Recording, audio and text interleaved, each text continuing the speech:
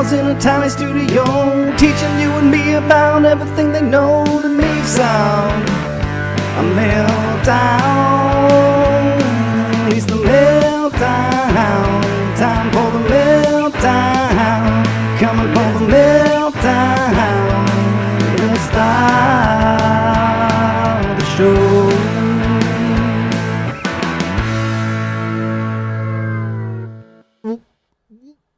Welcome in to the Meltdown. So happy to have you here on this Wacky Wednesday edition of the show as we are set for some more triple threat trivia. That's what Wednesdays mean here. And we have some wonderful contenders for that number one contendership as that match is set to take place here in mere moments. But first, I have to introduce the other half of the Meltdown, former world champion John Lunsford, who will be on a revenge tour sooner rather than later. John, it has been you have been reminded of this fact that you are not playing today. You will have to wait your turn to get in the round of things to try to compete to win back your championship, losing on the final question last time. How have you handled your Meltdown triple threat trivia defeat to Burn and Moman? I'd just like to say, as much as I dislike Roman Reigns, I guess I'm the Roman Reigns of triple threat trivia. I have had the longest title reign because I went like 2.5 months without playing. So technically I've had the longest title reign. And then I lost it in dramatic fashion, and now I'll be gone for 6 months. And you'll never see me until I magically come out in some other championship and punch Spud for some reason. I don't know. I don't think that you'll be on the sideline for 6 months. So what happened at SummerSlam? Go ahead and stay sharp there. I know you're making the comparison there. One person who has been a rival of yours in competitive situations here at Disrupt Media time and time again, that is Mr. Scott Forrester, who is sitting to your left. Scott, welcome back to the show. So happy to have you here. This is your second Meltdown Triple Threat Trivia competition. Last time you actually spoiled John's run at being able to get the win during that event. How do you feel going into today's competition? We appreciate you carving out some time for us. I'm a little disappointed that I won't be able to ruin Luntz's day today, but I feel good. I'm going to say that if you win today, it will ruin Luntz's day because you will be one step closer to a championship that he cannot get his hands back on anytime soon. So, it would not ruin my day because it would take Spud out of the mix if Scott won, number one. And number two, for some reason, I always beat Scott, but it's always because something else happens within the game. It has nothing to do. I beat him in Madden because weird safety didn't happen that probably should have been a safety. And I beat him in a spelling bee because Lance doesn't know how to spell, not because me or Scott don't know how to spell. So, I can't wait to see how the wheel does something if, it turns out to be me and Scott. Or we just both lose to whoever the other player is, which could probably be Vernon. I think that Scott winning today would be a little extra pressure on you to perform the next time you're in a seat to be able to compete here in Meltdown Triple Threat Trivia. But his name has been brought up multiple times. We might as well go to him next. That is the one, the only Spud, who we last saw in the tag team division of Triple Threat Trivia. Your partner was the lovable boy known as Tyler Lionel Johns. I ruined his day. Well, everyone has talked about now for weeks and weeks about how Tyler was the MVP of that team. You have not denied that one bit, that he showed up. I don't know why he wouldn't fire me. He's sticking with you from what I can tell. That team is still one that is strong. There are other teams that are breaking up. We'll get to that here in just a little bit. But you and Tyler seem to be solidified. But what would it mean to get back into the tag team division with Tyler holding the world championship? Because that is something that you have not yet been able to claim. I feel naked without that championship. It's like, I deserve it. I've got the most wins. You're a four-time champion overall. Yeah, four defenses. I got kind of blasted out in the team trivia because I didn't rely on Tyler enough. That won't happen again. He's now the captain. I don't know if I've told you that, but he's now the captain of our trivia team. Is he? Yes. Well, you have the opportunity today to turn to Tyler a lot. We'll see how many times that happens because if you don't turn to Tyler today, I don't know if there's more friction down the line or if Tyler and I are solid. You cannot throw a wedge in between us. Quit trying to. That's right. We've lost before. We'll win. We win like champs, and we lose graciously when we lose and get better next time. Tyler, do you get some extra butterflies when you see your tag team trivia partner come into the studio and Spud? Does it make you extra excited to see his aura surround us here in the studio? I am ready to see his comeback. He's always a delight to have in the studio. Even when, milkshake deliveries don't go as planned, it's still great to have him. Now, are you willing to be honorable in this arena to where when someone else asks of your help that you are not going to tank the game of theirs to then benefit Spud? Of course not. Like I said last week, I'm trying to raise my stats in Luntz's endless spreadsheet. Yes, Luntz's endless spreadsheet for sure. We will have a Luntz's list today. Looking forward to getting into that. It will be a category about comedy films and which ones maybe should be greenlit in the future, and I'm looking forward to John unveiling his list. Our last competitor to show to you today, that is the other half of what was once known as Team Fast and Furious, Jeff. Jeff, you were told constantly to pass, to pass, to pass.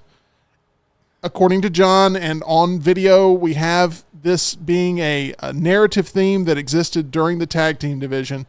I would say that we've addressed it at this point. You came back for the championship round. You talked about that you are here to have a good time, and you're not the most competitive person in the world. Unfortunately, you were paired with someone who's willing to go to any lengths to win almost every single time. The breakup of Team Fast and Furious is official. It's not coming back. And I'm just wondering how you're handling that as a competitor here, as you now have to pave your own way and be the Vin Diesel of this relationship that moves forward, deciding to stray paths from your tag team partner, John Lunsford. There's been plenty of rifts in that universe, so it'll be okay here too. Still got nothing but love for everybody. Okay. See, you're not going to be able to make an enemy between Jeff and John either. What am I doing? I'm trying to make enemies between people, and it's not, y'all aren't taking the bait at all. Y'all are just here to compete and have a good time. Does that make John a free agent? Technically, yes. I think what we're going to do. When is the trade deadline? I mean, I wouldn't trade Tyler, but I got to check the other people. Tyler, does that concern you at all? No, I said I'm not trading him, but there's other people out there that I'd like to block from getting him because he's formidable. He's not trading Tyler, but he's thinking about a three-way trade and some cash consideration somewhere out there. So if I can get EG, it's a whole different game. I don't think EG is going to move away from Ush. Sorry, Tyler, you're done. Ush. Yeah, I think Ush is going to continue happening, but if you ended up Ush. If Ush ends up in some sort of tragic accident, we know that you're the first person that needs to be interviewed here because next thing I know, you'll be hosting a Braves podcast, which you are a Braves fan. What kind of car does he drive? Okay, stop. I'm sorry. We're not going to threaten Ush, okay? I'm going to increase his security detail anytime he's up here. We are prepared here to get into this game, but I do believe when it comes to the tag team division, we are going to have a draft for teams. Now, if you decide you want to stay with your partner going into the next round of tag team tournament, that's fine with me. But we are going to have a pool of free agents. It's a keeper league. If you want to keep one person, you can. Is it? Wait a minute. Is this draft out of a specific pool, or can you go recruit your own partner?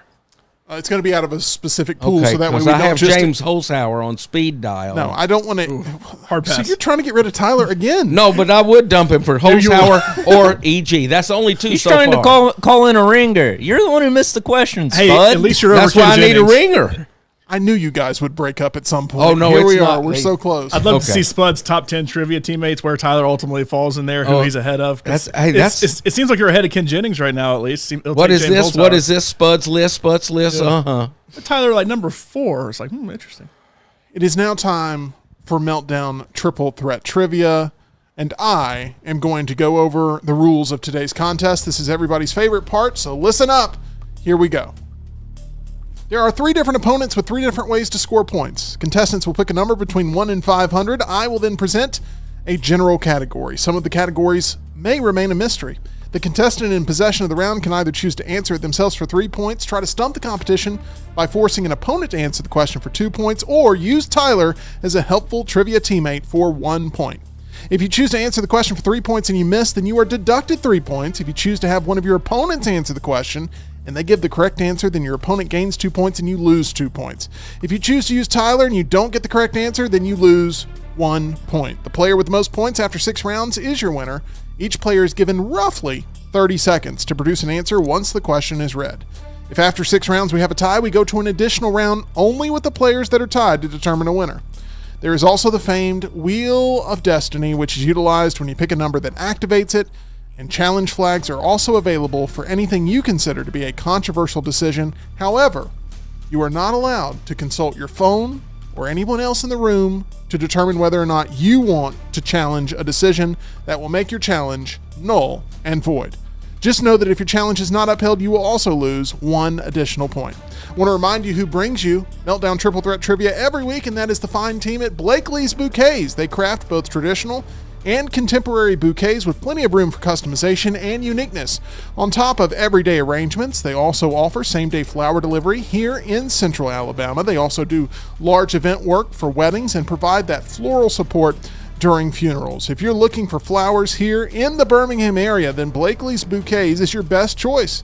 You can visit the team that I trust at blakeleysbouquets.com. Any questions about the rules, comments, concerns, anything? All right, it is now time to hand out the challenge flags. This one's going to go to Scott for his love of Auburn. This one is going to go to Jeff because it looks like the closest thing to Pinson colors. And this purple one is going to go to Spud because it brings out your eyes. Okay. That didn't land at all. Here we go. We've determined the order. Going first in today's competition is going to be Spud. Going second is Jeff. Going third is Scott. Jeff won the coin toss and decided to go second. Scott then won the second round of choosing and decided to go third. Spud, you are in the first spot here, and I need a number 1 through 500. I'm going to start with 73. 73. 73 is a question about museums. Would you like to take it yourself for 3? Would you like to pass it for 2 or consult Tyler for 1 point?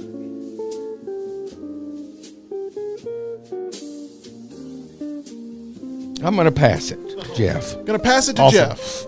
Jeff, here's the question. The National Corvette Museum is located in which Kentucky city? That's Bowling Green, right? That is correct for 2 points. Congratulations. Jeff moves Thank into you, the Spud. lead. You're welcome. Spud at -2. Been nice. I got lucky there. Jeff, you have a 2-point lead over Scott and a 4-point lead over Spud. What number would you like to choose? 180. 180. 180 is a question about Apple, the technological company. I'm going to consult Tyler. Maybe we can figure it out between the two of us. Going to consult Tyler for 1 point. Here is the question. Tyler, you get to go first. Let's hand the microphone to him. You can choose whether to use this or not. Tyler, what year was the first iPod released? First iPod. Correct.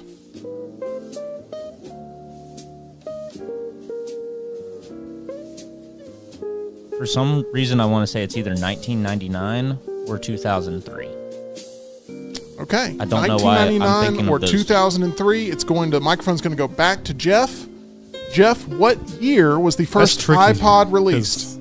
'cause They released all those small ones, and then the iPhone, then the iPod video. So I'm going to go with 2003. I'm not 100% on that though.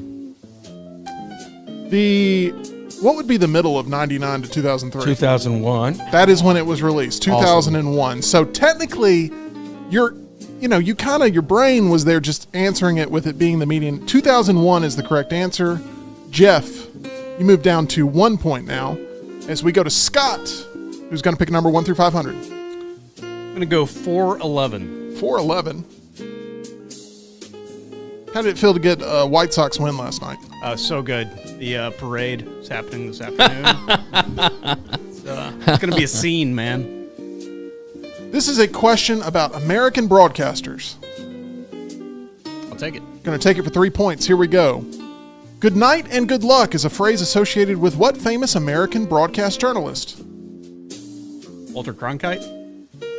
That is incorrect. The correct answer is Edward R. Murrow. That is the correct answer.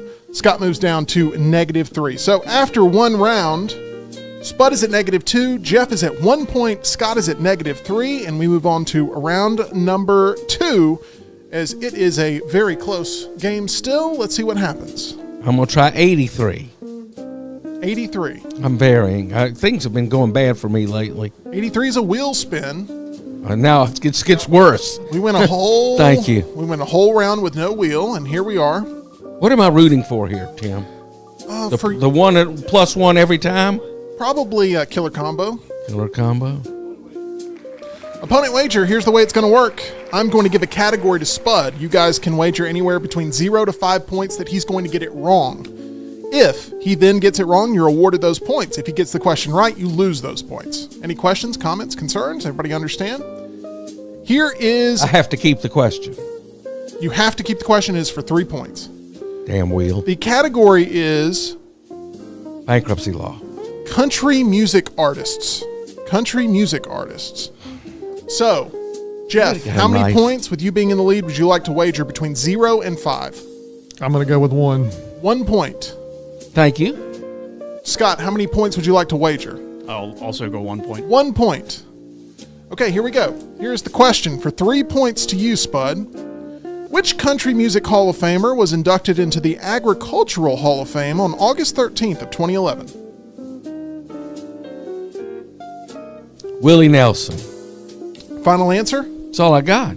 That is correct. Willie Nelson for co-founding Farm Aid. Oh, I thought it was for growing weed on his farm. That's when I went the wrong direction there. That's how you got the idea for Farm Aid, probably. That's it. Okay, so Spud, you were going to move up to 1 whole point. Jeff, you moved down to 0 points. Scott, you moved to -4 points.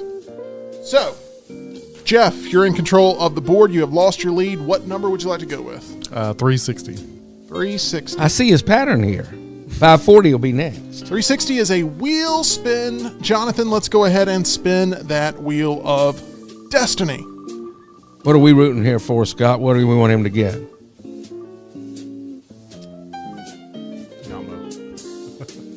Killer combo. Killer combo. Here's the way it works. I'm going to give you unlimited questions for 1 point apiece until you miss. Okay. Once you miss, your combo is done. You cannot lose any points this round. It is basically a bonus round. Do you understand? Yes. Here we go. First question. What is commonly promoted as being the only food item that can never go bad?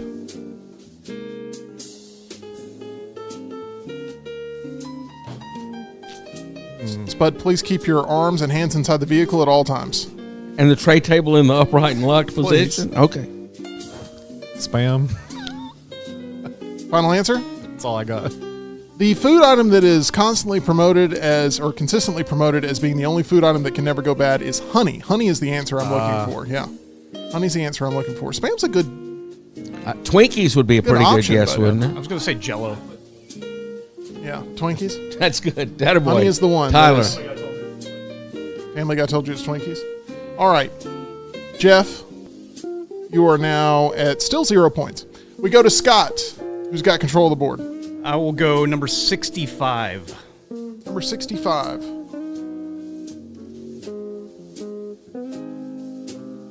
'65 is a question about famous film directors. You can take it for 3, you can pass it for 2, you can consult Tyler for 1.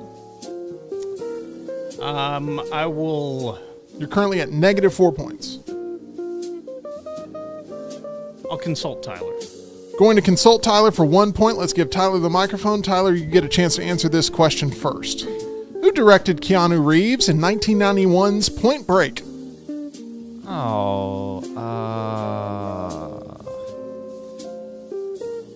I have no idea. No idea. I like that movie though. He is a fan of the movie, so I don't know if that helps you at all, Scott. I've seen the movie. I have no idea who directed it. How famous is this guy? That would be a clue. I'm not saying anything. I am letting the game play out. Jeff, you can take the microphone back. Michael Mann. The correct answer is, do you know the answer, John? Catherine Bigelow. Catherine Bigelow. So not a famous man at all, but Catherine Bigelow is the correct answer. So Scott only losing 1 point there, down to -5. After 2 full rounds, we've got Spud at 1, Jeff at 0, Scott at -5. Still anybody's game here as we're set to go into round number 3. But John, first and foremost, I want to remind everybody about us going into multiple rounds of this plan for us, thanks to Leslie and her board-certified team at Way to Wellness. And fun little factoid here. We went to Thompson today, and I was able to, A, fit into a shirt they gave me last year that did not fit. Yep. And B, put on an old pair of jeans. They're 3 sizes smaller than the ones that I was wearing at the beginning of the year, and you can see us here weighing in with our friends at Weighted Wellness. You can go to aplanforme.com and learn more about the plans that are working for us and get a plan that works for you. I'm on a plan. Tim's on his own plan. Jim Dunaway is on his own plan. My dad is on his own plan. It's a whole family affair there. Go visit aplanforme.com. Learn more about our friends at Weighted Wellness. All right, let's go ahead and continue the game now as we have Spud getting ready to pick a number here to start off round number 3. 93. Number 93. This is a question about Saturday Night Live talents. Tyler. Going to Tyler for 1 point. Has Tyler gotten a question correct today so far? Not yet. Have we updated the spreadsheet? The only question I've gotten right today is the Corvette Museum, and that's because I've been there. I knew that too, unfortunately. All right, here we go for 1 point. Tyler, SNL great Chris Farley died in December of what year?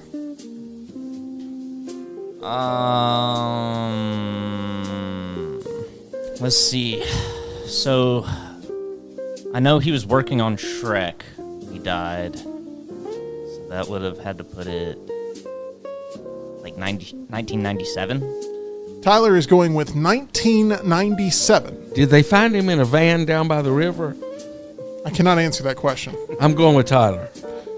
Tyler is correct. 1997 is My the man, I correct told you answer, this team is stronger than dirt.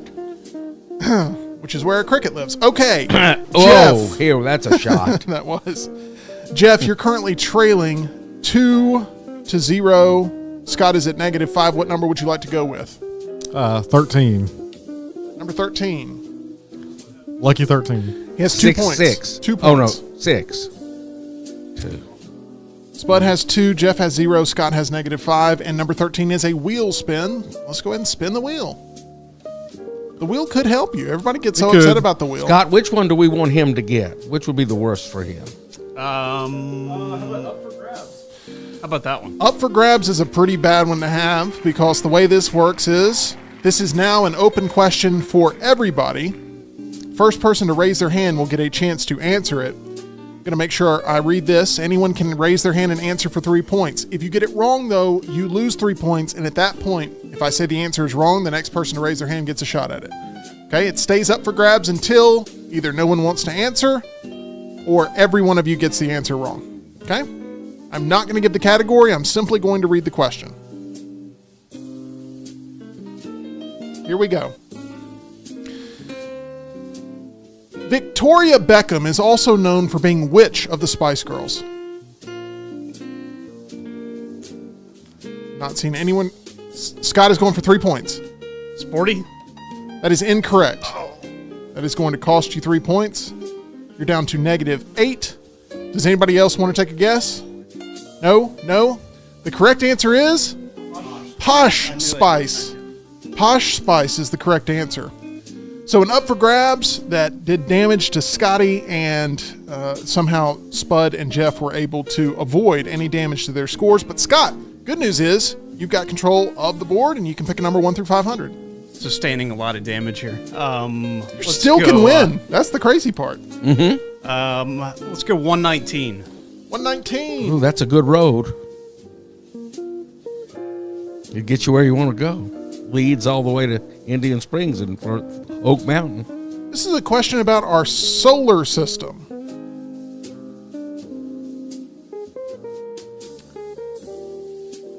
I'm going to pass it to Spud. Going to Spud here for 2 points. Here we go. Spud, named for the first ruler of the universe in Greek mythology, what planet was the first to be discovered by telescope?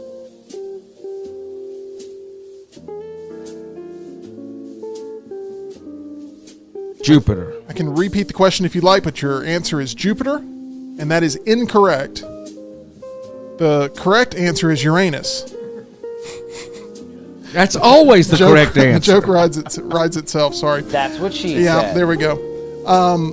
Mercury, Venus, Mars, Jupiter, and Saturn were all bright enough to be easily visible to the naked eye. Uranus was the first to be discovered by telescope. Named after what?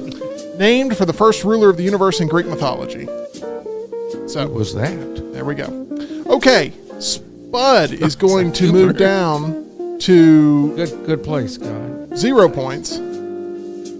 And Scott is going to move up to -6 points.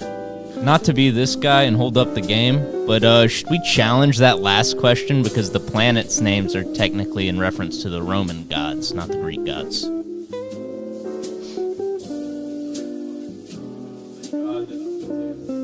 Well, I'm just throwing it out there. Yeah. the master of the universe couldn't have been a Greek god named Uranus.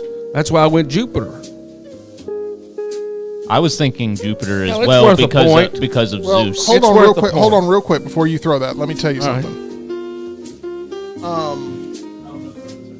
While there may be an issue with the framing of the question, and I don't deny that, I did make it very clear that any challenge had to come directly from the competitor himself, and Tyler's the one that's instigating this challenge on your behalf. So I'm not going to accept So he the challenge. blocked. Not only did he, I'm was gonna he go valid, ahead and but give the answer since Tyler brought it up instead of you. he blocked me from challenging. I don't know how you say it. Uranus is a Greek name. It's basically Master of the Uranus spelled started with O though. King of the universe. Yeah.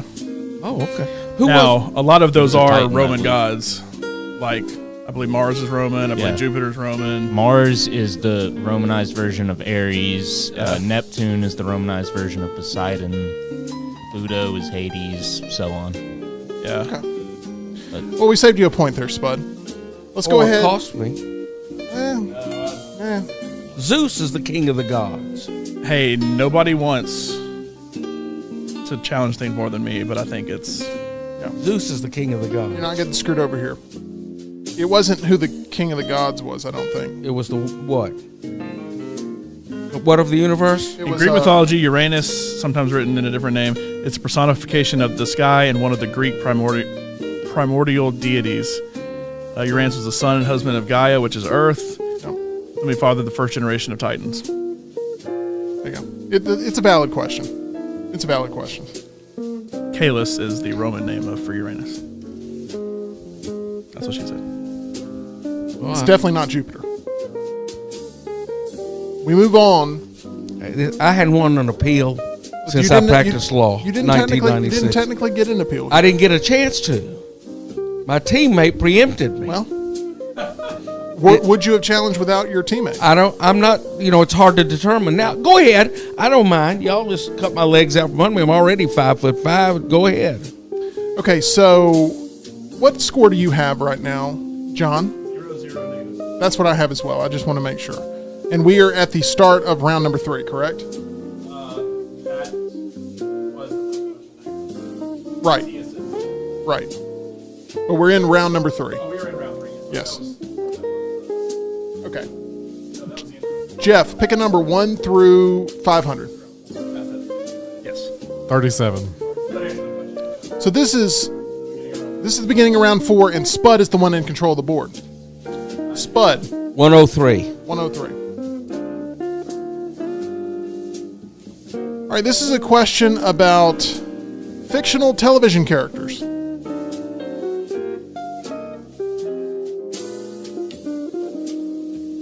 I'll try Jeff again. Going to go to Jeff. This is for 2 points, Jeff. All right. Here is the question. Jennifer Aniston's character on Friends was named Rachel Green. What TV drama also features a Rachel Green as a supporting character from 1994 to the year 2000? It's what kind of show again? I will repeat the question. Jennifer Aniston's character on Friends was named Rachel Green. What TV drama also features a Rachel Green as a supporting character from 1994 to the year 2000? ER. You seem very confident about this, and you are correct. ER is the correct answer. Thank you, Spud. Jeff, Twice. Keep passing them. That's all right. you realize how long he's holstered that one? What happened to I'm just here for everyone to have a fun time, and I I'm don't, still here to have a good time. you're having a good time. I'm having a good time. Not a lot of smiling faces around you. All right, so Jeff moves up to 2 points. Spud moves down to -2 points. Jeff, you've got control of the board. Okay, I'm going to go with what I said earlier, 37. Number 37.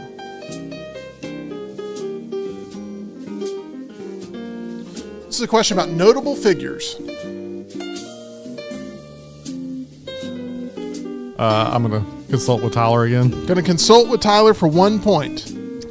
Tyler, who is considered the father of relativity? That'd be Albert Einstein. He says Albert Einstein is the correct answer. Would you like to go with that? I concur. Albert Einstein. That is correct. Jeff moves up to 3 points.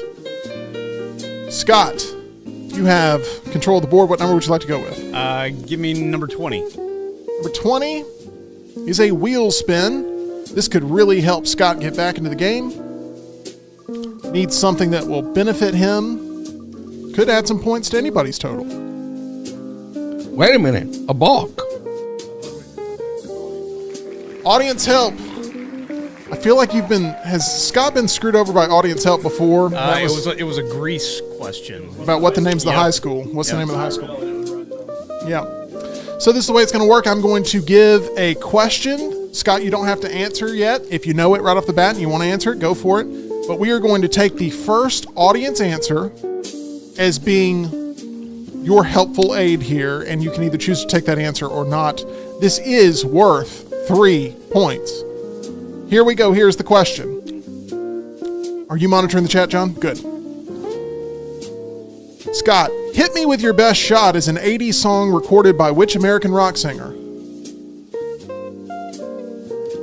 You don't have to answer it yet. If you want to go to the audience, John, as soon as you have it, you can go to the microphone and say exactly who is being suggested by the audience as the first answer. I have a guess. I hope that agrees with. That's not going to count. Thanks, Russ. Thanks, yeah, Russell. We love you.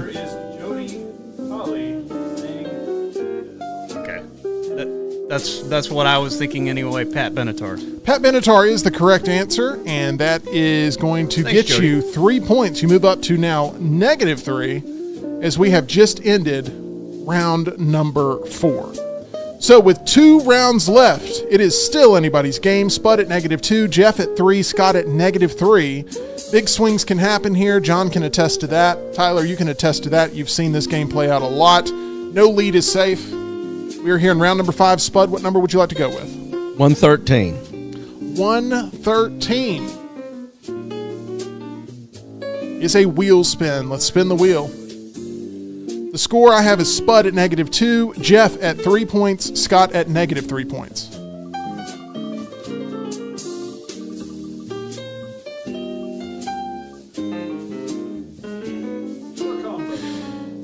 Spud, here's your chance. I'm going to try. Can't do any harm.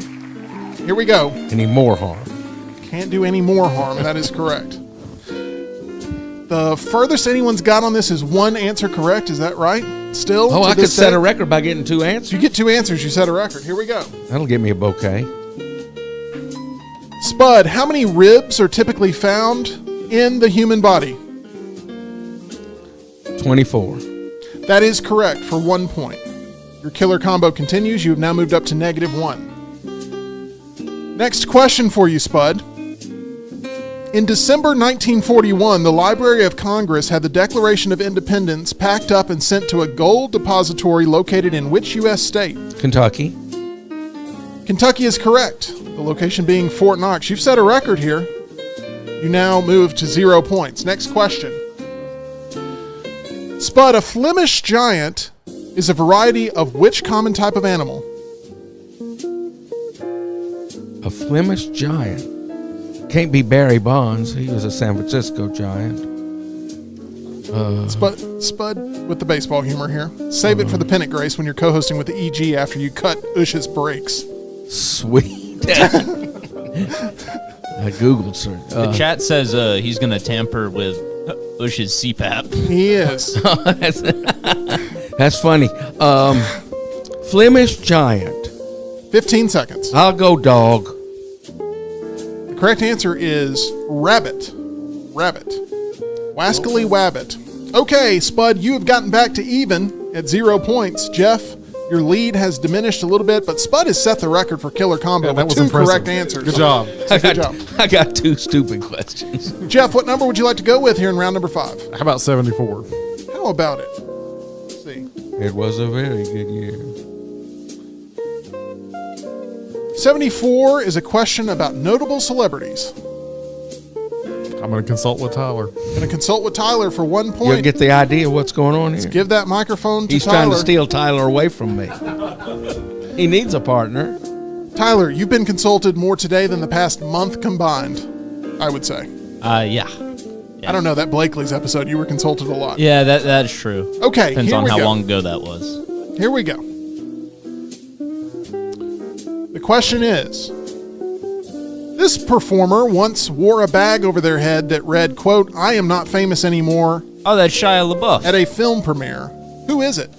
Shia LaBeouf is your Shia answer? LaBeouf or Shia LaBeouf. Okay, He seems pretty confident, so I'm going with Shia LaBeouf also. that is correct. Holes being one of Tyler's all-time favorite movies. I was Shia going LaBeouf with is a the part of unknown that. comic.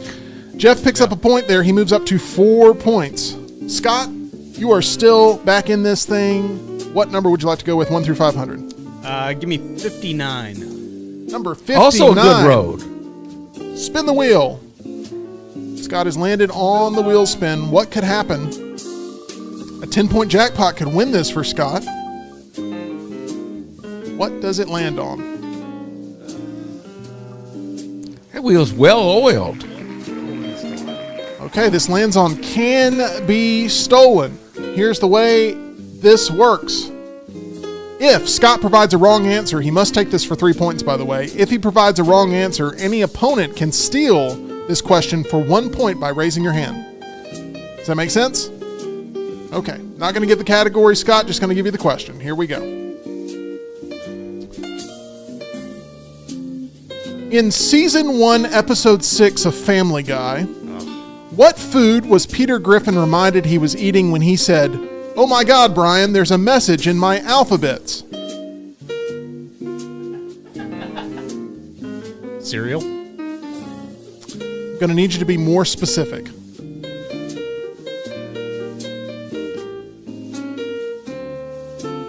Alphabets? Is that your final answer, alphabets? I've never seen an episode of Family Guy. Confession. So, you are Going with alphabets. I'm locked in, I guess. okay. Going with alphabets. Alphabets is wrong. So this goes to Jeff and Spud. Do either of you want to steal? No. John, do you know this answer? Brian, there's a message in my alphabets. It says, "Ooh, Peter, you're eating Cheerios." There we Oh, go. I see. Cheerios is the correct answer. Oh, I see. Cheerios is the correct answer. So, Scott, -6 after 5 rounds. Ouch. And, I mean, it's going to be, I tried to pick something that, people know, but that is going to lead us into round number 6. Still anybody's game. I know nobody believes me, but we have that 10-point jackpot that's looming out there that could shift this. Spud, what number would you like to choose here? You're going to need to score some points. 1, 2, 3. 123. How far behind am I? Not as far behind as I am. You are 4 points behind Jeff. 4 points behind Jeff. I don't think it may be locked down. This is U.S. state trivia. I'll keep it. Gonna keep it for 3 points. Spud, what are California's official state colors?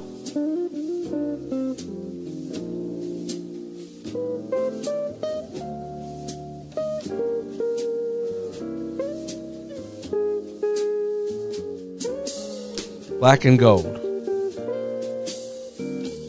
The correct answer is blue and gold since the year 1951. Blue and gold. Spud moves down to -3. Jeff, you are in the driver's seat with 4 points. What number would you like to go with here in the final round of play? 49. Number 49 is a wheel spin. John, let's get that wheel cranked up and ready to go. Could be a good thing, could be a bad thing. Never know when it comes to the Wheel of Destiny. Audience help. So the way this works is you must take the question for 3 points. However, we will give you the first answer out of the chat to aid you in your quest. Someone may try to jump in there with an answer that sabotages you. You never know. But we shall see. Jeff, here is the question. You don't have to answer it until you get that chat help. The question is, how many stars are there on the European Union flag? How many stars are there on the European Union flag?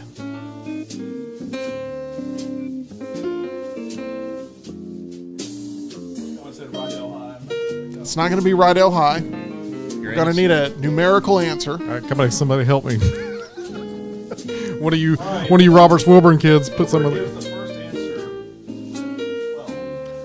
Boomer in the chat says 12 is the correct answer. I have no idea, so I'm going with 12. 12 is the correct answer. Congratulations. You should be thanking Boomer for the points. Thanks, Boomer. There. As Jeff, you now move up to 7 points. That means that even a 10-point jackpot for Scott would not be able to be enough to give him the win. He's going to need a killer combo.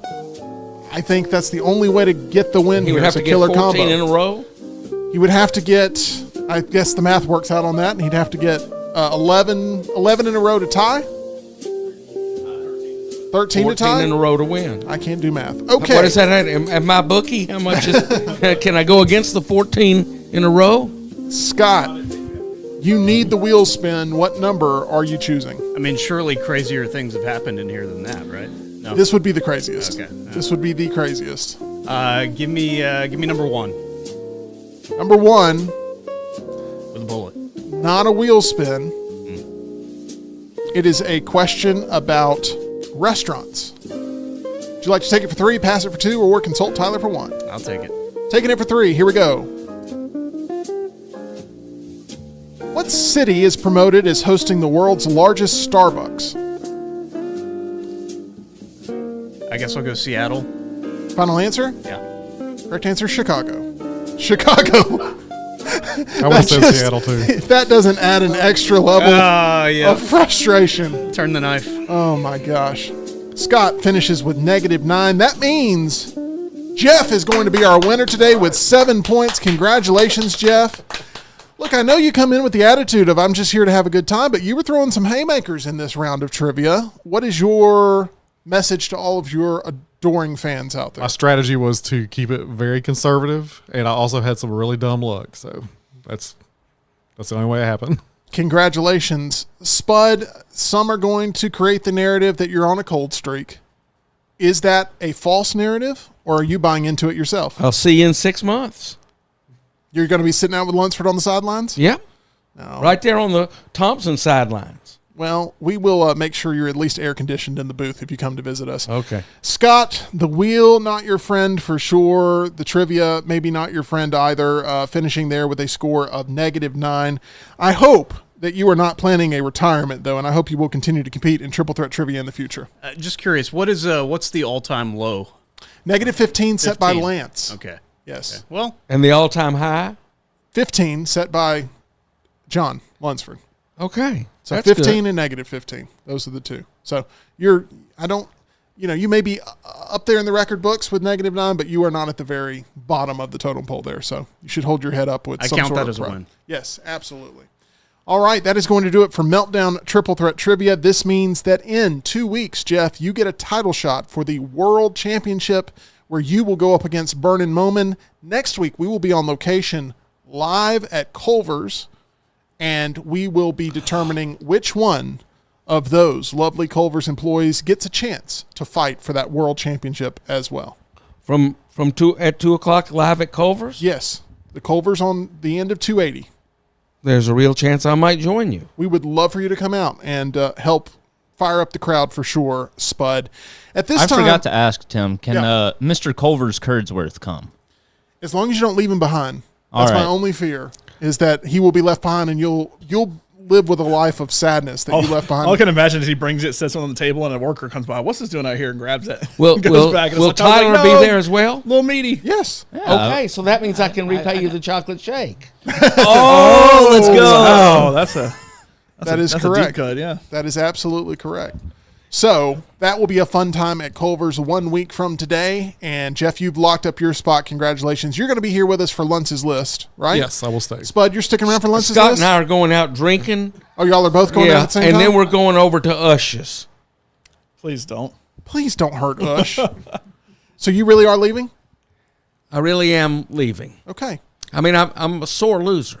I understand. You I am too, Spud. I mean, I could throw my cards across the room or my hat or something like Yeah. that, but too dignified for something like that. So, Well, can he give you a round of applause on the way out? Can we do that? anything you want to Spud, do. thank you for visiting us here. I'm going to shake Jeff's hand on the way out. Scott, Y'all can swap what do you like to spots. drink? Chocolate shake?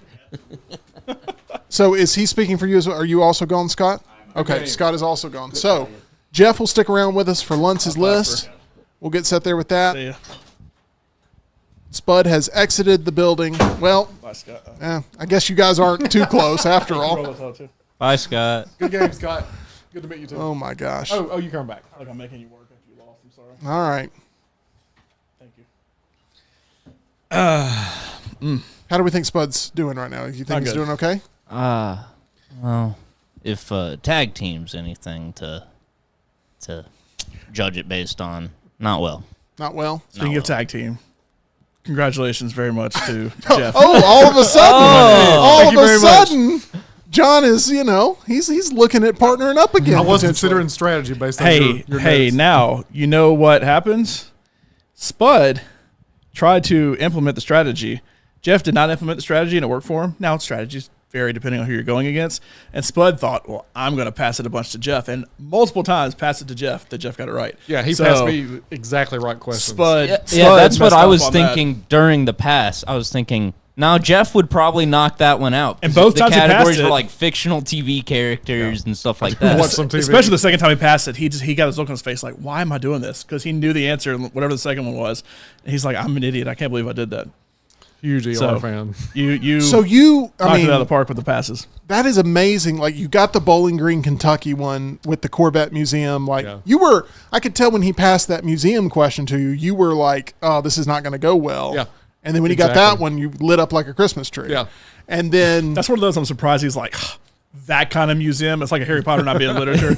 It's like, I thought you were talking about like the Smithsonian or an art museum, not the Corvette museum. I'd have been in worse shape if it had been. he did want to pull that card. I could tell he wanted to pull that's not what I thought you meant. But I mean, that's exactly what Well, it is. It That's is, the way it it is a goes, museum. though. I've been there. I've been there too. It is Yeah. a museum. Okay, well, we appreciate all of our players here for Meltdown Triple Threat Trivia, and it's always dramatic. There's always a rush of competitors that want to try to seal that victory. Jeff, today you are the winner. Congratulations, and I hope you fight valiantly throughout the course of this month as a championship match will be held. You may want to look at your calendar there. Yeah. On Wednesday the 21st. Wednesday the 21st, That's yeah. 2 weeks from today. All right. So we would love to welcome you back for that number one contendership to be cashed in with a chance for the championship. All right. It is now time to laugh a little bit. I would say we've been laughing pretty much throughout the entirety of the day. You should read Jace's comment. Oh, gosh. Last comment in the chat.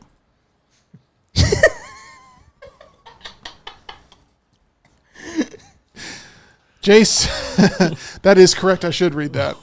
Jace says, Scott got his teeth kicked in. I know when I need my teeth fixed after a beatdown, I go to my friends at Alabama Dental. That is correct. Alabama Dental Associates is going to be the dental professionals that you need in your life. That's where you'll meet my friends, Dr. Jeff and Dr. Brian, over on Grants Mill Road. They have very flexible office hours, so that way you can visit the professional dental team that they've put together on a more convenient schedule for you. If you need to find the best dentist in town, I've already found that solution, and I'm so happy to share it with you. I will be seeing them in their dental practice in less than 2 weeks, and I am excited about that. They not only have all the latest advancements in dental healthcare technology, but also the absolute friendliest staff in town. If you're ready to find that perfect dental team, try Alabama Dental Associates for yourself. Give them a call. They're accepting new patients at 205-956-8977 or visit alabamadental.com, where they look forward to seeing you.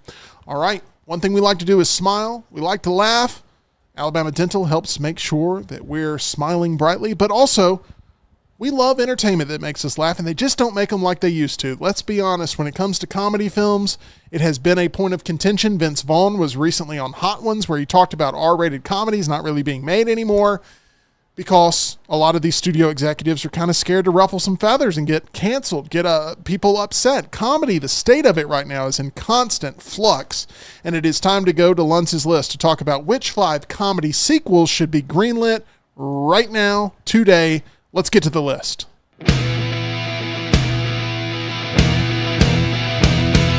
is this? What is this? What is this? What is this? Oh. What is this? What is this? What is this? What is this? Oh. Long since this to find. Long since this to find. Long since this to find. Long since this to find. Alrighty, it is now time to talk about those 5 comedy sequels that need to be put into production, or at least that John could stomach being put into production, because oftentimes comedy sequels suck. Oftentimes they're no good. Caddyshack 2. Caddyshack 2 is one of the most infamous. I hated Anchorman 2, and Anchorman's my favorite comedy of all time. I didn't hate Anchorman 2, but because the first was so incredible, Yeah. it made it look very bad in comparison. It was just okay to me. There's a lot of them that could be on that list of worst comedy sequels. We've had those discussions in the past. It is now time to talk about the comedy sequels that you'd like to see actually get made. John, how did you approach this list? So I assume this has to be something that it actually could be made, Yes. because one that came to mind that I always thought could have had a really good sequel that they never did was Galaxy Quest. But without Alan Rickman, you can't do it. So You really feel strongly that without Alan Rickman, you could not do a Galaxy Quest sequel? not properly to really keep it the way it I agree was with that. in the first one. Because now Tim Allen being the main person, you could still have. Sigourney Weaver, you could still have. Yeah. Sam Rockwell, you could still have. There's a lot of people you can still have, but I mean, if you name the 3 biggest people, he is one of those, and I feel like you have to kind of keep that trifecta of Tim Allen, Alan Rickman, and Sigourney Weaver together. His grumpiness made that movie. Yeah. No, it's my favorite Star Trek movie ever made, Galaxy Quest, I and don't really disagree with I that. absolutely love it. And I love it so much that I'd be willing to consider the pitch for Galaxy Quest 2, even though Alan Rickman cannot be in it. All right, let's go ahead and go to number 5, unless you have anything else you'd like to approach with this list. Speaking of Vince Vaughn, Oh, okay, Vince Vaughn. Oh, a Wedding Crashers 2. Yeah, Yep. I'd watch that. I would watch that as well. I just don't know. They made this movie already. It's called The Internship, and I don't think They did. I don't. You're not wrong. Think there's any gas left in this tank? for just doing the buddy cop of Vince Vaughn, Owen Wilson, yes. Now, they came up with an idea. Vince Vaughn, Owen Wilson, and David Dobkin that did the movie. They came up with an idea about 10 years ago that the two of them, and obviously at the end they get married to Rachel McAdams and Isla Fisher, that they would continue, because they pretty much ended like, hey, what wedding we're going to go crash now, that they were going to end up running into a rival wedding crasher who was far superior to them, and it was going to be played by Daniel Craig. And I thought the Bradley Cooper angle of the first one, you could probably do a pretty good Daniel Craig bad guy angle in a second one. But that is a pretty big cast to have to get all 5 of those together, that it was impossible to do that. So they ended up going, they made The Internship, and that's kind of, I guess, the last thing they've done together. But I thought that could have been really good. And if they ever brought an idea like that back, and once again, Daniel Craig much bigger now than he would have been at that point. He had only done 1 or 2 Bond movies. But with Knives Out and everything else, he's way too big for that. Talk about why you fell in love with the movie Wedding Crashers. So this is my favorite comedy of all time. I did not see it in theaters, but my roommate in college showed it to me, because this came out right before I went to college, and he showed it to me, and the one-liners from it I thought were really good. The script was really well written. I liked the buddy cop angle kind of Vince Vaughn and Owen Wilson. There's a reason they did more movies with them in it. Rachel McAdams, I don't remember the timeline specifically, but I want to say she did this around same-ish time as Mean Girls and The Notebook, so she was exploding at the same time. Isla Fisher's really funny in it. Isla Fisher's Yeah. really Bradley good. Cooper. And Bradley Cooper. Christopher Walken. This was, I guess, my first Will introduction Ferrell. to Yeah, great cast. Bradley Cooper, who played a great bad guy in this. And you don't, I guess, typically think of him as a bad guy. You think of him as the leading guy now, more so, where he's going to ultimately be playing, a good guy. But he was great as a bad guy. Christopher Walken was really good in it, playing the dad. The scene that really stuck out to me that I constantly go back and remember is the beginning scene with, who's the country artist that was at the beginning of it? Anyway, the beginning scene where they're doing like a mediation is really funny. And then when they go to the house, when they go to Christopher Walken's like lake house or whatever, and they're out there doing the football game, that always stands out to me. And there's so much from that I constantly think about when I'm watching football. Jay says Dwight Yoakam, by the way. Dwight Yoakam, that's what I was trying to think of. It's Hot Route. Every time we play Madden or EA College Football, I'm always screaming Hot Route in my head, even though I never change Hot Routes ever when I play those games. But every time I'm just screaming Hot Route in my head, thinking, should I change something, or if somebody else is changing something. The football and crab cakes, that's what Maryland does. I mean, there's so many one-liners just from that one scene that's so good. It's just a really well-done movie. I am going to make a nitpick here of the list. I would like you to put Wedding Crashers 2 up on the board at number 5. For those that are joining us that... Do you want me to name all of these? Yeah. Okay. I mean... You have that? No. Well, then what? I mean, some of them may just be... I was hoping everyone had a subtitle to it. Well, I mean, some of these may just be like Wedding Crashers 2. I don't know what I would necessarily call that. Yes, I want my you to number name all 1 and these. number 3 have a name. I didn't know that was an option. My number 1 and number 3 have a name because of what they would be, and sometimes some of these have had sequels like discussed that ended up being canceled, and it's like, oh man, I really wish they would have done that or whatever. But I'll just put a 2 next to the rest of them. Then I'll have that, so I'll do Wedding Crashers 2. Ma, the meatloaf. Meatloaf. 2. Yes. Yeah. All right. I'm hoping to see one movie I'd really like a sequel to on here, but we'll see. We'll see. Moving on to number 4. Bridesmaids. Comedy 2. sequels that should be made. Ooh. Can you, I think you can get the cast back together relatively easily, but can you reignite that magic? You still have Paul Feig directing? Yes. I mean, you got to keep it the same. And the one reason why I feel like they've never done it is because Ghostbusters.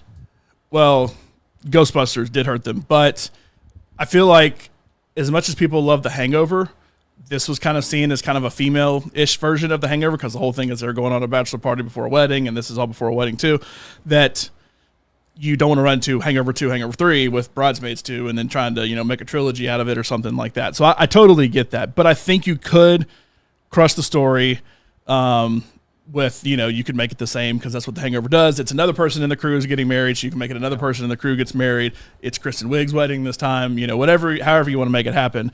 But, Kristen Wiig, I think, would probably do it. I don't know. I mean, yes. She hasn't exploded necessarily. I don't think she'll be playing Cheetah again anytime soon. Well, definitely not that. Maya Rudolph does a lot, but I think she would ultimately come back and do it. Melissa McCarthy exploded after that, but I still think she would come back and do it. What's the one that was like the snobby friend? Is it Rose Byrne? Yeah, Rose Byrne played Helen in that movie. She probably would come back and do it. I mean, since Neighbors, I honestly don't know what else I could name that she's even done. But no, I think Insidious. She is Insidious. I forgot about that. That's those my wife makes me watch, and I kind of forget about them afterward. X-Men First Class, but I think Insidious carried on after. She was in the X-Men prequels. I Yeah. forgot. She worked for the government. Yep. Anyway, I think it could be done. It could be done. I'm not saying, it would knock it out of the park. You probably, honestly, with almost all of these, would get an Anchorman 2, a Hangover 2, a sequel that would not be good because that's typically what happens. But if done right, it could be done good. I love Bridesmaids, but I feel like this movie would be trolled so harshly online if it was announced that this was happening unfairly because of what happened in losing that goodwill with Ghostbusters and the remake there in 2016. I like that movie. It's not nearly as bad as everyone hated better it than the for. last The only thing one. I would hope is that this is not a remake of something. This is a straight-up original movie, essentially, that was done, that was very well received critically, made pretty good money for a comedy movie, was nominated for Oscars. I mean, it had everything going for it right. But now, that also means it's very hard to match what you had going right for it. But, I would hope that would at least curb that a little bit. All right, let's go with number 3 on Luntz's list, talking about the 5 comedy sequels that should be made according to John Lunsford. We're getting a lot of your reactions in there in the chat. Jace says it should be called Wedding Crashers 2, The Rise of Chaz, which... Brian Pavlik's got a bunch of good suggestions. We're gonna hold off just in case they're John's too. But we will read them at the end. I Log it in your brain. I just don't want to spoil those what subtitles John are may go too with. good. Number 3, Ferris Ferris Bueller Returns. Now, I already knew about this before today, but I think it should be made. Once again, it's a classic that you even touch it and everybody hates it. It's just how it is. I get it. But that's also how almost any comedy movie that's been mentioned in the chat or that I mentioned here is ultimately probably going to be received. Except number 1. I think number 1 could be well received. So Alan Ruck, and I may have seen it. I don't think he did it during Succession promotion, but I have heard this through him ultimately being in Succession. Said he came up with an idea called Ferris Bueller Returns, where they're in their 70s. And Cameron has committed himself to a nursing home because he thinks his life is over, and he commits himself to a nursing home. And Ferris is like, dude, what's wrong with you? Jeff is ready to buy a ticket to this movie right now. I'd go see all these. I'd definitely go see that one. He's like, dude, what's wrong with you? Like, I'm breaking you out of the nursing home. And he like takes him out and does this whole, same basic thing. That's the problem with every comedy movie has an angle to it, and you want to always go back to that angle. And I get that it could be boring, but like instead of skipping school, he's like ripping him out of the nursing home. It also kind of sounds like Las Vegas or something like that, but that Ferris pulls him out of the nursing home. They go and have a crazy day, and he says, "I'd love for it to have some heartwarming ending. That like Cameron's actually sick, and he's taking him out for one last day before he dies or something." And I'm like, "Boy, that's a downer," but that's what Alan Ruck said. But I think you could do a fun. Now they're not that old yet, and I don't know that you necessarily make them up to be that old. But if you said in 10 years Alan Ruck hadn't done anything since Succession, I don't know what Matthew's doing, but you go and make a movie like this. Here's my concern with a sequel to Ferris Bueller. And that is that movie, the way that movie works is Ferris Bueller is one of the coolest movie characters ever. He's always got a plan. He's sly. He's always quick-witted, and he's cool. And he's always wanting to appear cool. Yes. I don't know if you can replicate that secret sauce with a older Matthew Broderick, especially one that comes across as so nerdy. I don't think you can replicate any of this secret sauce. He's got a lot of range, but he does always play kind of a outsider now. I mean, he is. I cannot see him in anything without thinking producers and Ferris Bueller, and he's always going to be Ferris Bueller. So let him play Ferris Bueller. He doesn't have to worry about trying to be somebody else at that point. He can just be himself. Just don't know if he can bring any extra dimensions to that character. Maybe I'm wrong. Maybe I'm underestimating him, which is exactly why it would work. But with him having to break the fourth wall and be so cool and all that stuff, I just feel like that is a straight to Netflix movie that I don't even want to start. He made a Super Bowl commercial or something a few years ago doing where he that, played right? Ferris Bueller. Yeah. That sounds right. Did. Okay, let's go ahead and move on to number 2 on Lentz's list of comedy movies that should be made. Is there anybody in the chat that you've seen one that's definitely not on your list, John, that you'd like to bring up right now? It's like a... So on Brian's list, he mentioned Office Space. I thought about that. However, for my sequel to Office Space was Silicon Valley on HBO, because that was also a Mike Judge thing. Yeah. And it was very much present day kind of office of tech, which Office Space is working in a tech office. And you would have to bring back Jennifer Aniston in it, which is a much bigger name now than it was when it happened. Ron Livingston is not. You probably could pull it off and make it okay, but I think Mike Judge has kind of, and he did, after he did Idiocracy, he did some other movie that was Extract, I think was the name of it. It was like Jason Bateman or something. Yeah. Kristen Wiig. That I think was like, I never saw it, but it was like a spiritual successor to Office Space. So he's kind of already done that both in movie and TV form, but ultimately good. I didn't say Happy Gilmore because they're doing a Happy Gilmore sequel, so I'm not saying like, oh, I want to see that, like it's already happening. Yep. But there's a lot of Adam Sandler movies I wouldn't mind necessarily seeing. I don't think you could do Billy Madison now because of the point of Billy Madison. Can you settle a debate between me and Jeff? Yeah, Hubie Halloween 2. Would you like to see a Hubie Halloween 2? You know, I actually stumbled upon Hubie Halloween a couple of days ago just scrolling through Netflix. I didn't watch it. But I honestly think you could do it. It's one of the worst movies ever made. I'm not disagreeing, but you're so telling bad me it's good. you don't get a giant cast, which it had in it. Yeah. Because the one clip it showed on Netflix was him going to the police station, which was Kevin James, and Keenan worked for the police station. Yeah. It's so bad. It's so stupid, but I even chuckled just a couple times in what he was doing because it was so goofy. It's self-aware. All right, Jeff, you win everything today, okay? Plus, are you happy? I'll defend Hubie Halloween. Plus, No! wasn't Julie Bowen his love interest in that? Yes. So that's bringing back Happy Gilmore from that too. I mean, A lot of nods in that movie. that movie sucks. and then Brian's also mentioned Austin Powers. I didn't include that. I would very much like to see an Austin Powers sequel, but That's one. I don't know if you could sell people on it. I don't know. Yes, you 1,000% could. And I also think you can sell people on Brian's subtitle for the movie, Uranus Raker. Goes along with Triple Threat Trivia today. Yeah. It plays with Bond. It does Spud all won't go that. see it. Like Justin just said, Robert E.T. too. That's funny. All right. Yes. Number a 2. full-length movie about So- Robert E.T. I would go see that. Jeff, you're a big Mike Judge fan. Yes. I mean, like, what's your favorite Mike Judge thing of all time if you had to pick just one? Easily Beavis and Butthead. Oh, okay. See, that's the one Mike Judge thing I haven't really gotten into. I watched it, but Did you see the Ryan Gosling skit on SNL? Yeah, that was good. Along Yeah. with the rest of the world? I think Yeah. it was their most viewed skit of the entire season. Maybe even more than that or something. Yeah. I want to say I read something about it was like the most viewed skit. Yeah. Period. did you like King of the Hill? I did. See, I really like King of the Hill. But I didn't watch it until later. I didn't either because it love looks it. boring. On Yeah. the surface, it looked compared to The Simpsons, Family Guy, American Dad, all the other Bobby, stuff that was South on that Park. Fox Yeah. block. It seems so boring. Well. But you go back and watch it. Like, I mean, there's an episode where they sneak into a Texas football game. I mean, it's one of the best like football things I've seen. It's hysterical.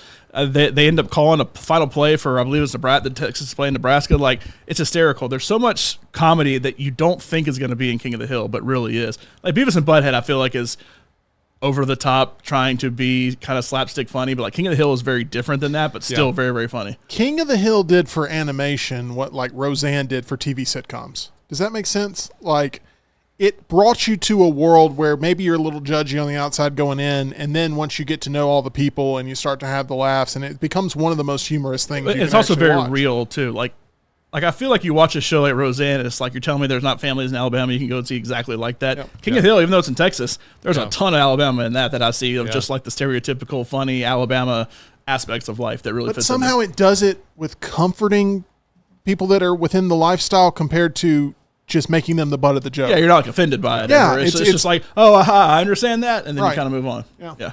All right, let's go ahead and move on to number 2 on comedy sequels that should be greenlit. At number 5, Wedding Crashers 2. At number 4, Bridesmaids 2. At number 3, Ferris Bueller Returns. Where are we going for number 2 on Luntz's list? Anticipation Oh. is killing me. Lego Batman 2. Did you ever see Lego Batman? I did not. Gosh, you would love I it, was just Tyler. really sad that that he didn't write 23 Jump Street. I'm sad about that. Oh, God. Oh, let's go!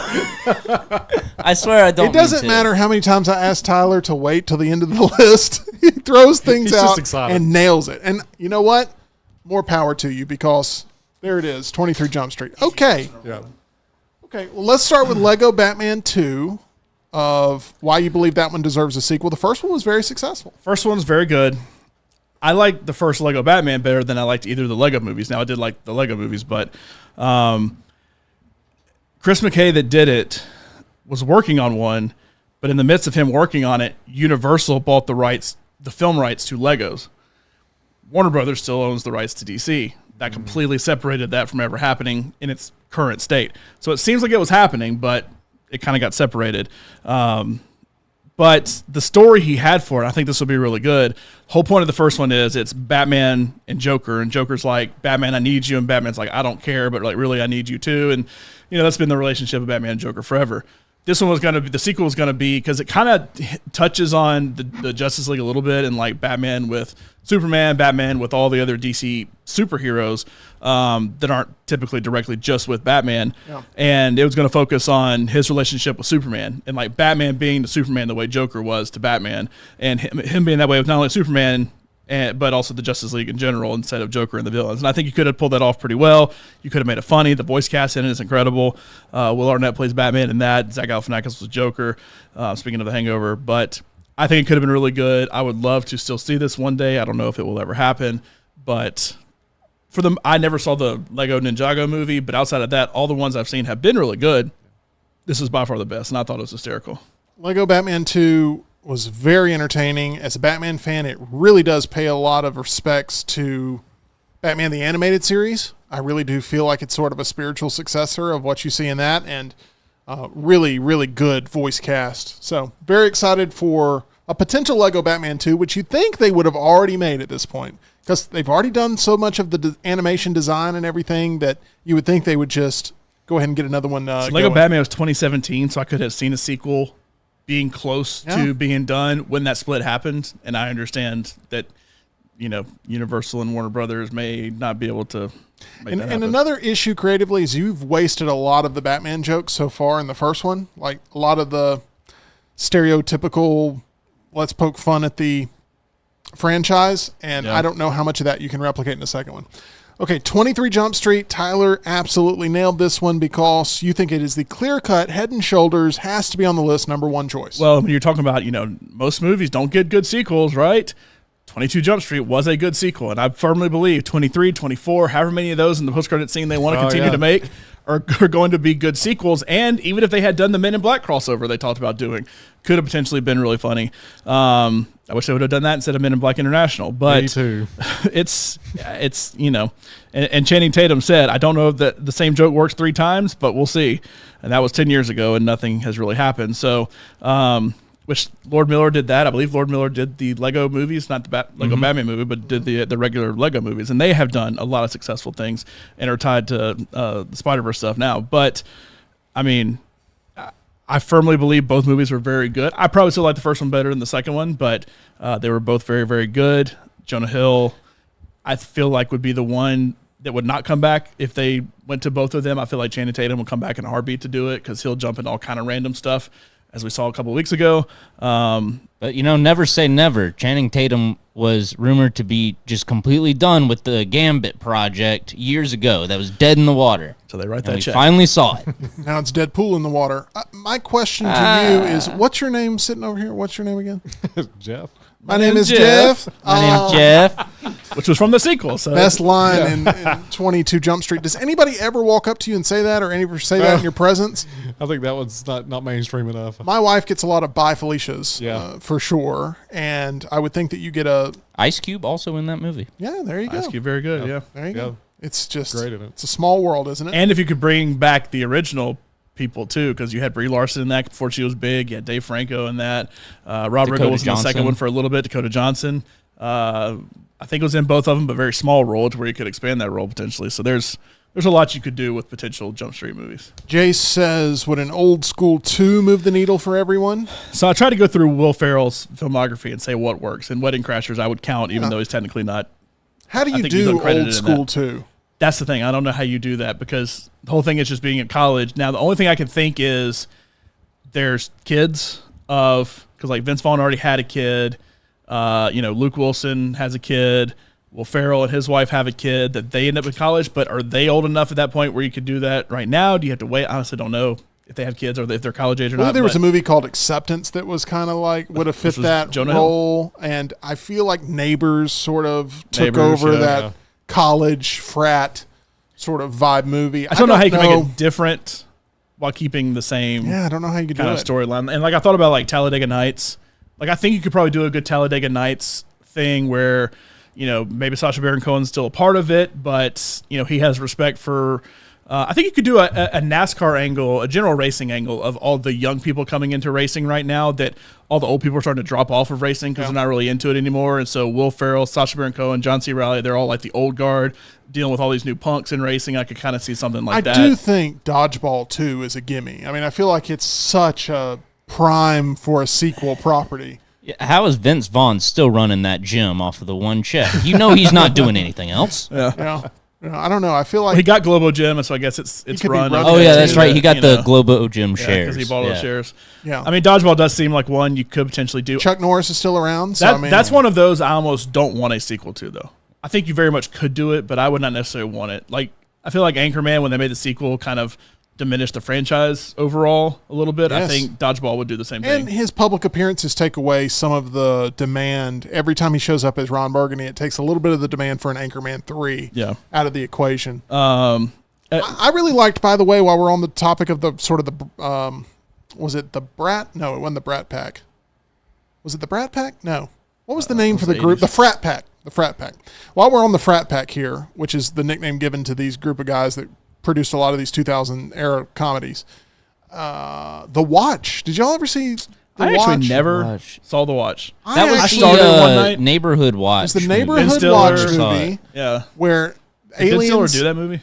Ben Stiller, I think, directed that movie. He also starred in it. Vince Vaughn's in it. Jonah Hill's in it. Yeah. and it was really good. And it just got completely. It was like the death of the hard R-rated comedy. It was a Seth Rogen, Evan Goldberg movie. Okay, Akiva Schaffer directed it. But yeah, Ben Stiller, Vince Vaughn, Jonah Hill. man, I just want to. Nobody ever talks about The Watch, but it actually was pretty good. I'm looking at the cast. Apparently, Aaron Moriarty, Starlight from The Boys, is in it. There you go. Yeah, it's a pretty decent, funny movie. But anyway, any other movies you want to throw out there? So Jeff mentioned Tropic Thunder. Now, Can't do it. you can't make a movie like that nowadays. Can't do it. Nor would the cast want to come back. However, if you got that whole cast together and Ben Stiller wrote a movie, could it be incredible for the 5 people that would watch it and not get offended? Absolutely. But that also is how it ultimately would be perceived by a lot of people, right? Somebody now. get fired. Wasn't there a spinoff in development about Tom Cruise's character? Yeah. Yeah. Beat me to it. Les- Les Goodman? Yeah. Is that his name? I think so, yeah. Less something. Les Goodman, I believe. Les but Grossman? Les Grossman, maybe? I don't know. Yeah, but Les Grossman. Tom Cruise's character was supposed to get his spinoff movie, and this has been in development hell for years because Tom Cruise desperately wants to do it. He's talked about how it's one of the most fun characters, if not the most fun character he's ever played. That's what it'd have Yeah. to be like. Tom Cruise gets to a point in 10 years where he's like, I'm done, like, being an actor. I'm gonna do a Tropic Thunder random spinoff movie and like hey, let's get together, him, Ben Stiller, and whoever you want to bring in. Maybe not Robert Downey Jr., but you bring back a couple people to at least make it kind of sort of the same thing. Gosh, talk about a movie hitting at the perfect time where you could like really do comedy. And now I don't know how you do it. how you would be able to be stingy with a Tropic Thunder 2. Here's how you bring it back. You get all the original cast back. You drop it same weekend as Avengers Doomsday or Avengers Secret War. You got a Robert Downey Jr. weekend at the movies. I have a feeling that the paycheck he's going to get from Marvel, he's going to provide an exclusive window of work for Figured them. anything he could have gotten Hey, for. while we're on the Robert Downey Jr. talk, is it like, are we convinced he's only going to be in 2 movies? Or do we think he's going to be in Oh, no. more I than think 2? he's going to show up in the mid-credits or post-credits for Fantastic Four. Think I so? think he'll be in Spider-Man 4. Are we all also like very convinced he's going to be a Tony Stark variant?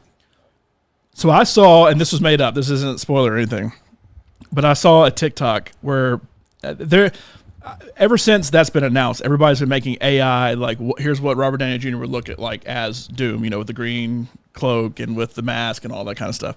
And so somebody said, "Here's the story I would love to see," and I thought it was incredible that the Doom variant ends up going through the TVA, which is still very much used in multiple things, not just Loki now with Deadpool and all that. That he goes to the TVA. Well, the end of Loki is in control of everything, and he goes to Loki, kills Loki to get the power of traveling time and everything to ultimately get to whatever happens in Secret Wars. And it's kind of like a nod back to Infinity War where Loki gets killed at the beginning, that he comes in, takes that power, and then uses that to move around and be a part of all these different movies and everything. I think that would be incredible. I don't know that we'll ever see Loki again, if I'm being honest, outside of maybe Thor, but it would be really, really good. But I firmly expect him to be in Fantastic Four. Obviously, Doomsday, Secret Wars. I still would not be shocked if they split Secret Wars into 2 movies when it comes down to it. Just because they're going like, hey, there's $2 billion a movie here on the table. Correct. Yeah. See, I thought that kind of was already the thing. Like, Secret Wars was basically like Doomsday is part 1, Secret Wars is part 2. They also come out a year apart from one another. So if you were to expand it even more, that would be 3 years of. Because they very much said Kang Dynasty and Secret Wars was going to be Infinity War Endgame, essentially. They've had to change all of that, so I could see things maybe being spread out a little more, and we got to do some explaining with this, that may stretch it out a little bit. But Spider-Man's the one I'm curious if he would be in, because does Spider-Man 4 come out before Secret Wars? I don't think it does. Let me double check on now, that. Could you do a whole great angle with that? They haven't announced it at the very least. Like, I know it's in development, like early development right now, but I didn't know if it was part of the phase before Secret Wars. So if it was, then absolutely you could probably work an angle in there. Even if it's after, you could probably work an angle in there, unless they just straight up kill him. But yeah, I don't know outside of Fantastic Four and those 2 what ones I would say, oh, he's definitely going to be in this because it makes sense in Fantastic Four. But Justin asks, who is the MCU's anchor being? So that would be the timeline that is like the main timeline. Who I've would be the seen anchor being? a lot of rumors saying it's the Tom Holland Spider-Man. That's what I've heard. Is that Makes Spider-Man. sense. That does make sense. Makes sense. And No, I'm I- also seeing that Spider-Man 4 has a tentative release date of July 10th, 2026. That would be before Secret Wars, wouldn't it? I think so, yeah. 27. But with Tom Holland? Yeah. Now, I have heard, once again, this is all rumor. The rumors I've seen out there has said Tom Holland may be the anchor being, but because of him being the anchor being and people forgetting and stuff like that, that opens a door for somebody like Tobey Maguire to Correct. come back into things. He handed the torch. To be the way Wolverine was pulled in to Deadpool, not being the anchor because the anchor Wolverine died or whatever. You do kind of the same thing. Now, Tom Holland's not dead, but the Doctor Strange. I've heard forever the new Voodoo made leaders of things. the Avengers are going to be Wolverine from Hugh Jackman and Tobey Maguire's Spider-Man, and they were pretty set on those being like the two leaders. Well, see, the rumor originally, And and the most mass appeal. I believe this to be true because this was the Kang storyline. The rumor originally was Loki puts together a team of prime Avengers that ultimately be the ones to have to fight Kang and or whatever happens in Secret Wars. But what he was going to do was like Deadpool would be like the prime version of Deadpool.